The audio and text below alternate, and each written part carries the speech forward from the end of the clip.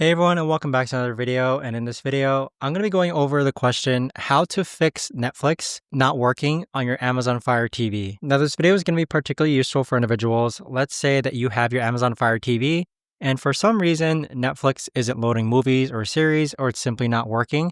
How do you actually go ahead and fix that? Now, this video is going to be short, sweet, and simple, guys. There's not going to be a lot of steps involved. But in order to do this, what you're first going to do is that you want to go ahead and let's go ahead and reset our Fire TV.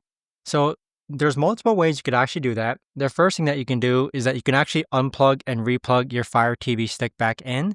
So when you unplug it, go ahead and wait 60 seconds and then go ahead and replug it back in. The other thing that you can do is that you could actually go ahead and navigate to where it says settings on the top, and then go ahead and navigate to where it says My Fire TV. And then afterwards, go ahead and click on restart. So those two methods are going to restart your Amazon Fire TV. So after you've done so, go ahead and check and see if Netflix works.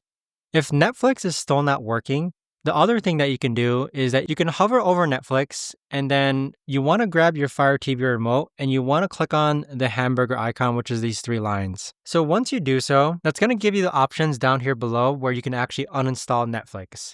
So you can actually go ahead and uninstall and reinstall Netflix. So once you uninstall it, all you've got to do is search for Netflix again on the magnifying glass up here, type in Netflix, and then reinstall Netflix.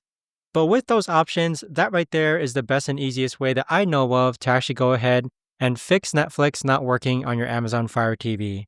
If you guys know of a better or easier way to actually do this, let me know in the comments down below. Oh, and in addition, it's also pretty important to make sure that you are connected to Wi-Fi, because that might also be an issue when it comes to making sure that you can actually connect to Netflix.